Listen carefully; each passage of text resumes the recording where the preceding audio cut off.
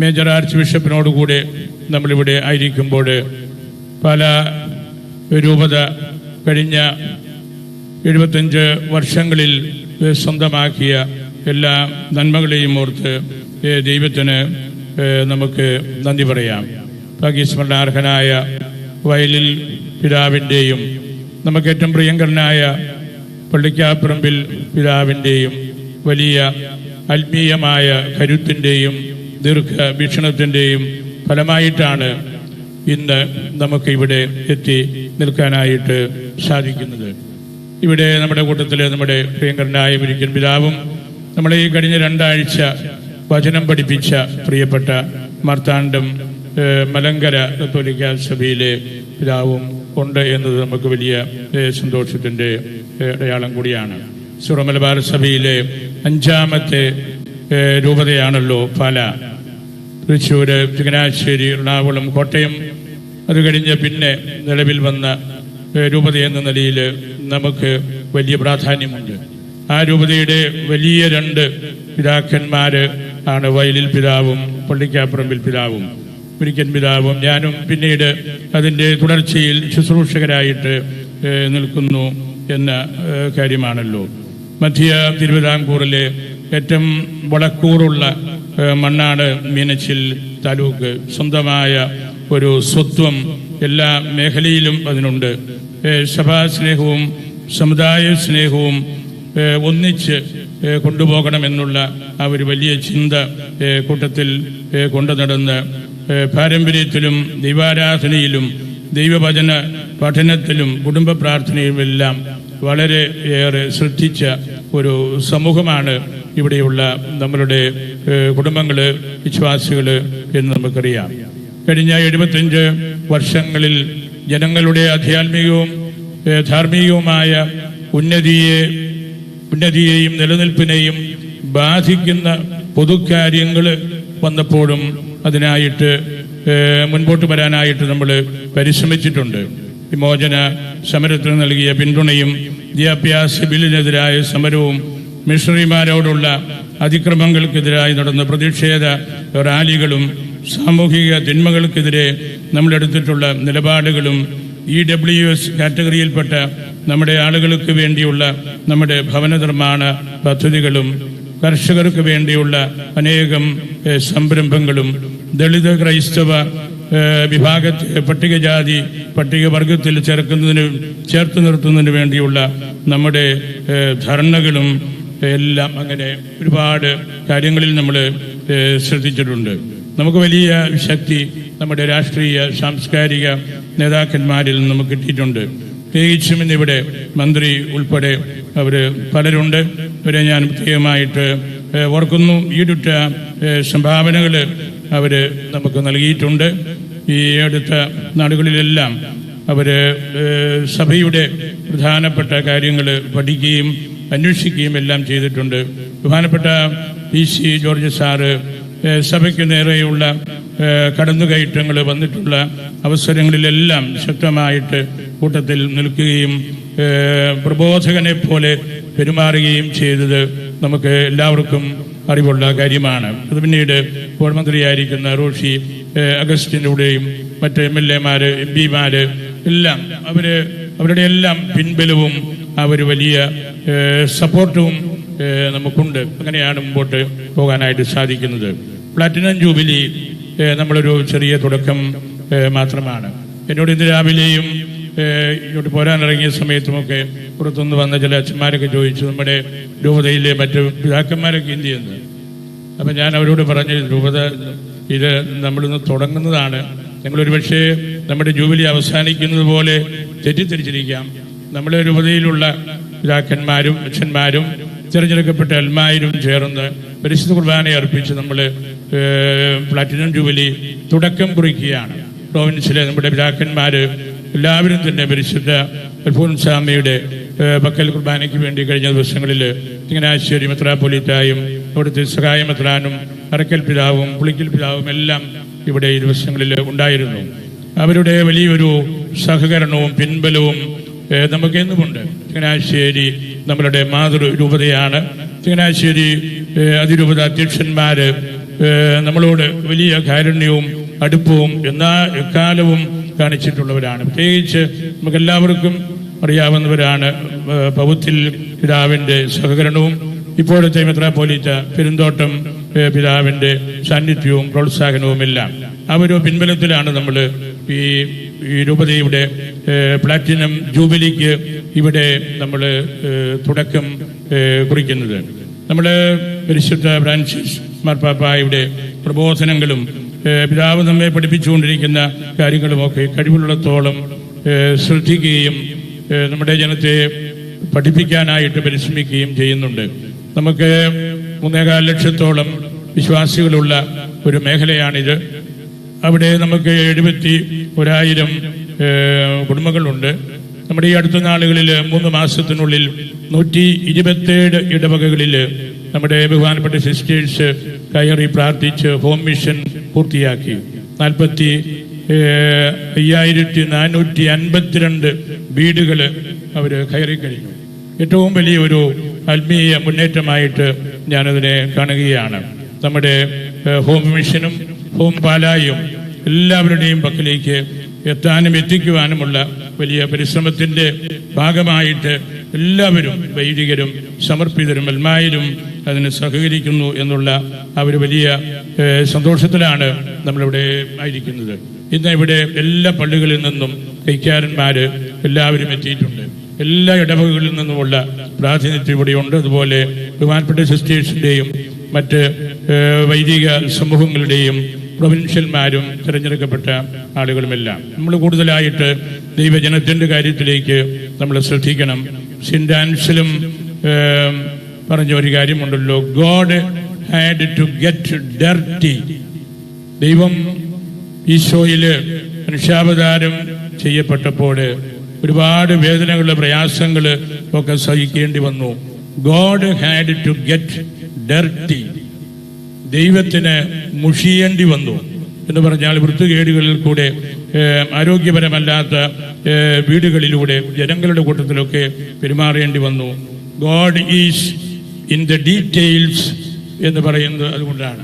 ദൈവത്തെ നമ്മൾ കണ്ടെത്തേണ്ടത് ഏറ്റവും ചെറിയ സാഹചര്യങ്ങളിൽ കൂടെ ആയിരിക്കാം.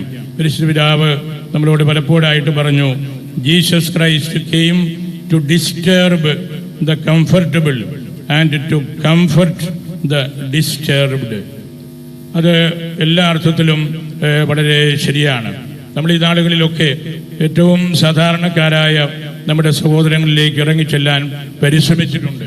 നമ്മളുടെ ആദ്യ കുർബാന കുട്ടികൾ, താരബാലന്മാർ, മിഷൻ ലീഗിലുള്ള കുട്ടികൾ, ഒപ്പം പള്ളി ജീവനക്കാരായിട്ടുള്ള ഒരുപടി ആളുകൾ നമുക്കുണ്ട്.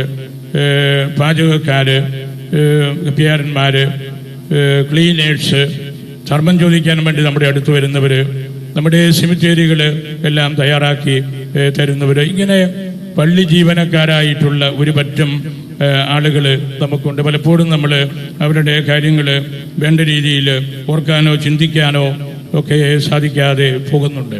അങ്ങനെയുള്ള അവസരങ്ങളിലെല്ലാം നമ്മൾ അത്തരം കാര്യങ്ങളെക്കുറിച്ച് സാധ്യമായ വിധത്തിലെല്ലാം ശ്രദ്ധിക്കാനായിട്ട് പരിശ്രമിക്കുന്നുണ്ട്. പോരായ്മകളും കുറവുകളും എല്ലാം ഉണ്ടെന്ന് നമുക്ക് എല്ലാവർക്കും അറിയാം. സഭയുടെ ഔദ്യോഗികമായിട്ടുള്ള പ്രബോധനങ്ങളും പരിശുദ്ധ സഭയുടെ പാരമ്പര്യങ്ങളുമെല്ലാം നമ്മൾ മനസ്സിലാക്കാനായിട്ട് പരിശ്രമിക്കുന്നുണ്ട്. നമ്മളുടെ എല്ലാ സമ്മേളനങ്ങളും എക്സ് കോർദെ എഗ്ലേസിയെ, സഭയുടെ ഹൃദയത്തിലുള്ള കൂടിവരവാണിത്. നമ്മൾ അച്ഛന്മാർ, സമർപ്പിതർ വിശുദ്ധ സുവിശേഷത്തിൻ്റെ പ്രബോധന പ്രകാരം ഉപ്പാണ്. ഉപ്പ് ആയിരിക്കേണ്ടവർ ഷുഗറായിട്ട് മാറുമ്പോൾ ഒരുപാട് വ്യതിചലനങ്ങൾ ഉണ്ടാകും.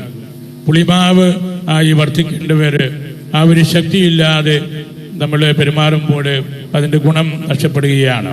സുവിശേഷമാകുന്ന ആ ഒരു ശക്തി പുത്തൻ വീഞ്ഞ് എന്ന പ്രതീകത്തിലൂടെ സുവിശേഷം നമ്മെ പഠിപ്പിക്കുമ്പോൾ ആ സുവിശേഷ ചൈതന്യം ഉൾക്കൊള്ളാൻ പറ്റാതെ പോകുമ്പോൾ നമ്മൾ വെറും വിനാഗിരിയായിട്ട് മാറുകയാണ്.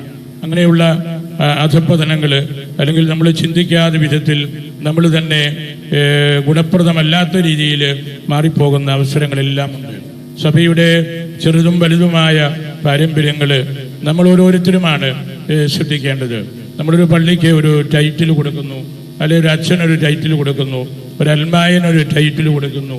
നമ്മളുടെ സിനഡിൻ്റെ തീരുമാനമാണ് ഈ സഭയുടെ പൗരസ്ത്യ സഭയുടെ ചിന്തകളും അതിൻ്റെ പാരമ്പര്യവും അനുസരിച്ചുള്ള ശീർഷകങ്ങൾ കൊടുത്താൽ മതിയെന്ന്.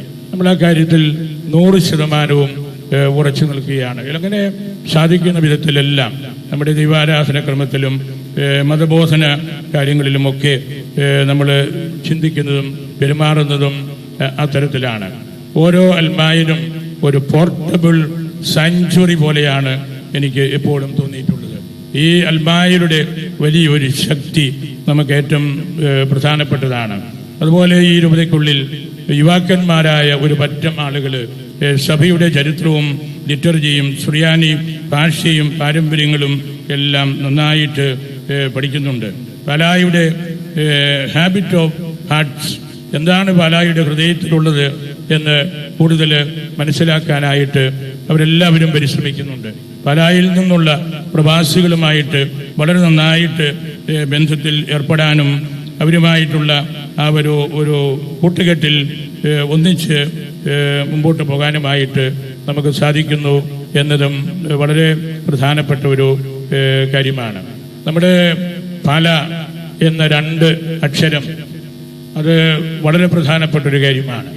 നമുക്കതിന് ഒരുപാട് അർത്ഥാന്തരങ്ങളുണ്ട്, വൈകാരികമായിട്ടുള്ള ബന്ധമുണ്ട്. എവിടെ ചെന്നാലും പല എന്ന വാക്ക് ഉച്ചരിക്കാൻ എളുപ്പമാണ്. ഏത് രാജ്യത്ത് ചെന്നാലും ഏത് ഭാഷക്കാരുടെ ഇടയിൽ ചെന്നാലും അവരെല്ലാവരും ഓർത്തിരിക്കുന്ന ഒരു വാക്ക് പാല.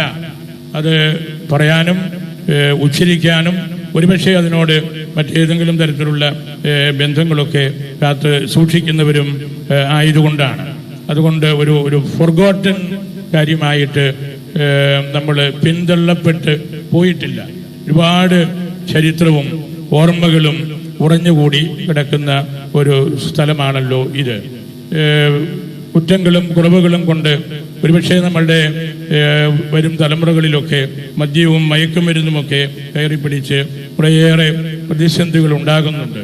അവിടെയൊക്കെ നമുക്ക് മാതാപിതാക്കൾക്ക് പറയാൻ സാധിക്കണം. നമ്മളുടെ ജിബ്രാൾട്ടർ ജലസംഭരണിയുടെ ഭിത്തിയിൽ എഴുതിയിട്ടുള്ളൊരു വാക്ക് നെ പ്ലൂസ് ഉൾത്ര, നോ മോർ ബിയോണ്ട്. ഇതിനപ്പുറത്തേക്ക് പോകരുത്. അത് കപ്പലോടിക്കുന്നവർക്ക് അവിടെ യാത്രയ്ക്ക് പോകുന്നവർക്കെല്ലാമുള്ള ഒരു മുന്നറിയിപ്പാണ്. നെ പ്ലൂസ് ഉൾത്ര. അത് നമുക്ക് നമ്മളുടെ മക്കളോട്, സഹോദരങ്ങളോട്, നമ്മളോട് ബന്ധപ്പെടുന്ന എല്ലാവരോടും നമുക്ക് പറയാനായിട്ട് സാധിക്കണം. അങ്ങനെ നമുക്ക് സാധിക്കുമ്പോഴാണ് പാലായുടെ ചരിത്രവും അതിൻ്റെ സാംസ്കാരിക പൈതൃകവും ദൈവാരാധന ക്രമത്തിലും ചരിത്രത്തിലുമുള്ള അതിൻ്റെ നൈപുണ്യവുമൊക്കെ നമുക്കും മനസ്സിലാക്കാൻ സാധിക്കുന്നത്. ലാപ്സിസ് ലാസുളി എന്ന് പുരാതനമായ ഒരു അരമായ സുറിയാനി പ്രയോഗശൈലിയുണ്ട്. 2 ചെറിയ വാക്കുകൾ നമ്മൾ തിരുപ്പറ്റ ശുശ്രൂഷയിൽ ഉപയോഗിക്കുന്ന തിളങ്ങുന്ന മാണിക്യം എന്നാണ് ഇതിൻ്റെ അർത്ഥം.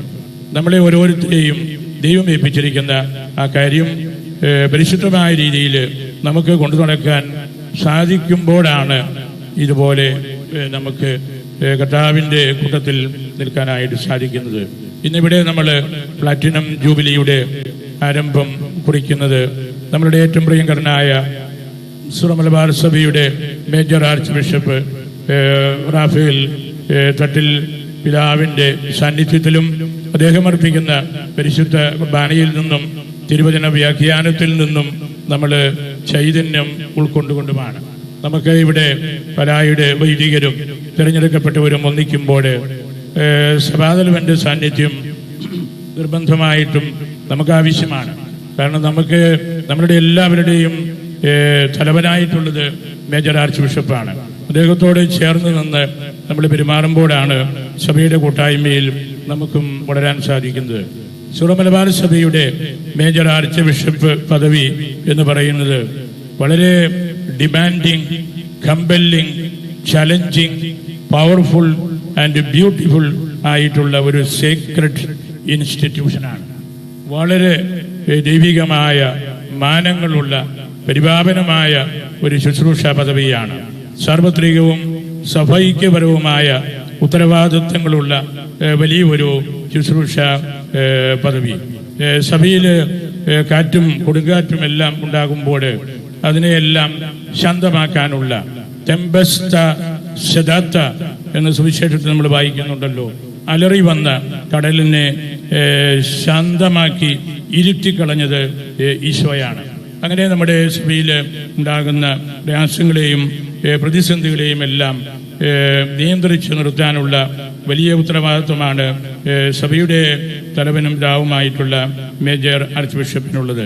തോമാസ് ശ്ലീഹായുടെ പ്രേക്ഷിത ശുശ്രൂഷയിൽ പിറന്ന ഈ ശ്ലൈഹിക സഭയുടെ ദിവ്യശാസ്ത്രവും ആരാധനക്രമ പൈതൃകവും അച്ചടക്കവും പരിശുദ്ധ സിംഹാസനത്തോടുള്ള ബന്ധവും ഭാരതത്തിൻ്റെ വിശാലമായ ആധ്യാത്മിക പൈതൃക സമ്പത്തോടുള്ള അടുപ്പവും ഇതര പൗരസ്ത്യ കത്തോലിക്ക സഭാ തലവന്മാരോടും പൗരസ്ത്യ സഹോദരി സഭാ തലവന്മാരോടും എല്ലാമുള്ള ബന്ധത്തിൽ നിൽക്കേണ്ടതും നമ്മളുടെ മേജർ ആർച്ച് ബിഷപ്പിലൂടെയാണ്. മേജർ ആർച്ച് ബിഷപ്പിന് മാത്രമേ നമ്മുടെ സഭയെ കൂടുതൽ ബെറ്ററായ, ബിഗറായ, ബ്രൈറ്ററായ, ഗ്രേറ്ററായ കാര്യങ്ങളിലേക്ക് എത്തിക്കാനാവുകയുള്ളൂ. പക്ഷേ അതിന് ആ സഭയിലെ ഓരോ അംഗത്തിൻ്റെയും സഹകരണം അത്യാവശ്യമാണ്. ഓരോരുത്തരും അതിനുവേണ്ടി പരിശ്രമിക്കുമ്പോഴാണ് ആ വലിയ പരിശുദ്ധമായ ശുശ്രൂഷ ഓഫീസിൽ ഉത്തരവാദിത്വപ്പെട്ട ആളായിട്ട് നിൽക്കുമ്പോൾ അദ്ദേഹത്തിന് നല്ലതുപോലെ പ്രവർത്തിക്കാൻ സാധിക്കുന്നത്. നമ്മളുടെ സുറമലബാർ സഭയുടെ ചരിത്രത്തിലെ തീക്കനൽ പാറ പോലെ ആയിരുന്നു പരിശുദ്ധ ഫ്രാൻസിസ് പിതാവ് നമ്മുടെ മേജർ ആർച്ച് ബിഷപ്പിനോടും പെർമനന്റ് സിനഡിനോടും സംസാരിച്ച കാര്യങ്ങൾ. ഈ സഭയുടെ ഒറിജിനാലിറ്റി ഇതെവിടെ നിന്ന് വന്നു, അതിന് തോമാസ് ശ്ലീഹായോടുള്ള ബന്ധം, ആ ശ്രേഷ്ഠമായ പൈതൃകത്തിൻ്റെ സംരക്ഷകർ എന്ന നിലയിൽ നമുക്ക് തന്നിട്ടുള്ള കാനോനികമായിട്ടുള്ള പദവി, അതിനെക്കുറിച്ചൊക്കെ ഇത്ര വ്യക്തമായ രീതിയിൽ ആദ്യമായിട്ടാണ് ഒരു പരിശുദ്ധ പിതാവ് സംസാരിക്കുന്നത്. കാലാകാലങ്ങളിൽ ഉള്ള പരിശുദ്ധ പിതാവ് പഠിപ്പിക്കുകയും പറയുകയും ചെയ്ത ആ കാര്യങ്ങളുടെ എല്ലാം ഒരു സമ്മറി പരിശുദ്ധ പിതാവ് ഉൾക്കൊള്ളുകയും അതിന് അപ്പുറത്തേക്കുള്ള ഒരു വളരെ സപ്പോർട്ടീവായിട്ടുള്ള ഏറ്റവും ആഴമായ കാര്യങ്ങളെക്കുറിച്ചാണ് പരിശുദ്ധ ഫ്രാൻസിസ് പിതാവ് നമ്മളുടെ സഭാതലവനോടും ഗവൺമെന്റ് സിനഡിനോടും അതുവഴി നമ്മൾ ഓരോരുത്തരോടും പറഞ്ഞത്. ഇതൊരു അപ്പസ്തോലിക സഭയാണ്, ഹോളി സിനഡാണ്. സൂയി ജൂറിസ് പദവി അതിന് പതിറ്റാണ്ടുകളായിട്ട് നൽകപ്പെട്ട കാര്യമാണ്.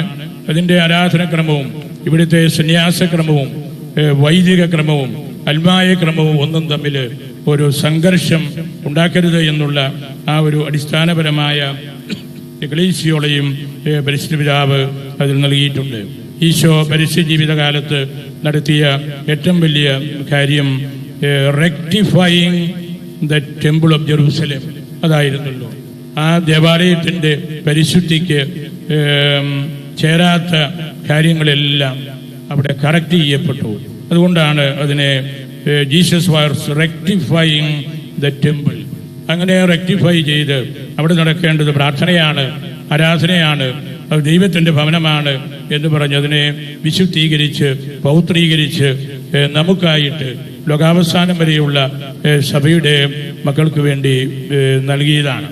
ഞാൻ കരുതുന്നത് 10 കൽപ്പനകൾ കൂട്ടിക്കെട്ടിയ ചാട്ടവാറ് കൊണ്ടാണ് ഈശോ അടിച്ചത് എന്ന് തന്നെയാണ്.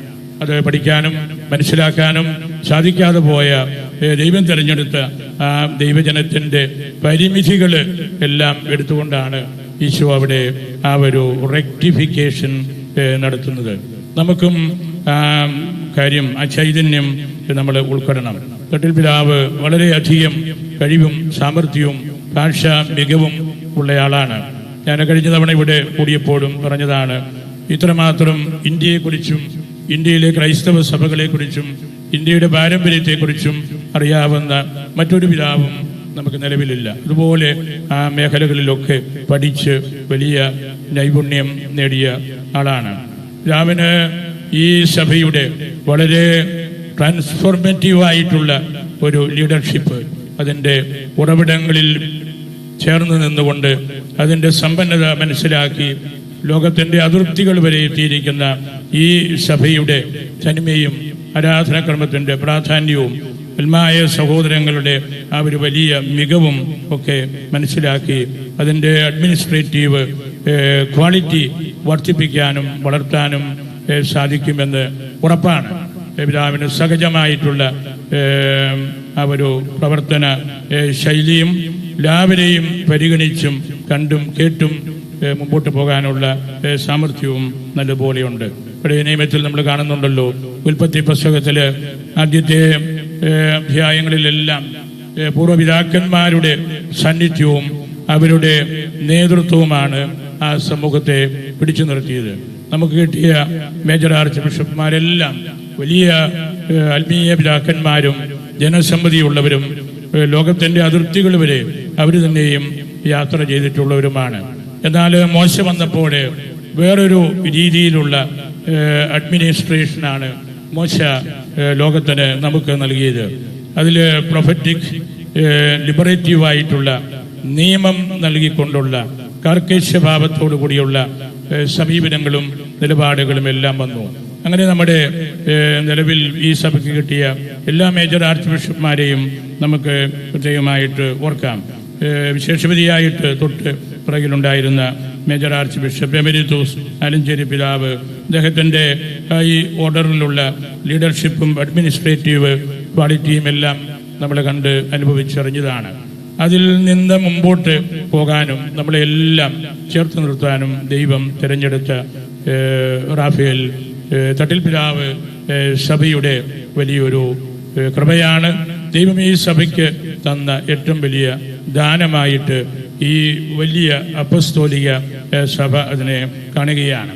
ഇന്ന് ഇവിടെ ഈ രൂപതയുടെ പ്ലാറ്റിനം ജൂബിലിക്ക് പരിശുദ്ധ കുർബാന അർപ്പിച്ച് നമ്മളോട് സംസാരിക്കുമ്പോൾ പിതാവ് വലിയ കാരുണ്യത്തിൻ്റെ മുഖമാണ് നമ്മളോട് കാണിക്കുന്നത്. വളരെയേറെ തിരക്കുകൾ ഈ ദിവസങ്ങളിൽ പിതാവിനുണ്ടായിരുന്നു. എങ്കിലും പിതാവ് നമ്മളുടെ ക്ഷണം സ്വീകരിച്ച് ഇവിടെ എത്തിയതിൽ നമുക്കെല്ലാവർക്കും വലിയ സന്തോഷമുണ്ട്. പലാരൂപതയിലെ വലിയ പിതാവിൻ്റെയും ഇവിടെയുള്ള എല്ലാവരുടെയും പേരിൽ നമ്മളുടെ സഭയുടെ മേജർ ആർച്ച് ബിഷപ്പിന് ഹൃദയപൂർവ്വം സ്വാഗതം ഈ അവസരത്തിൽ ആശംസിക്കുകയാണ്.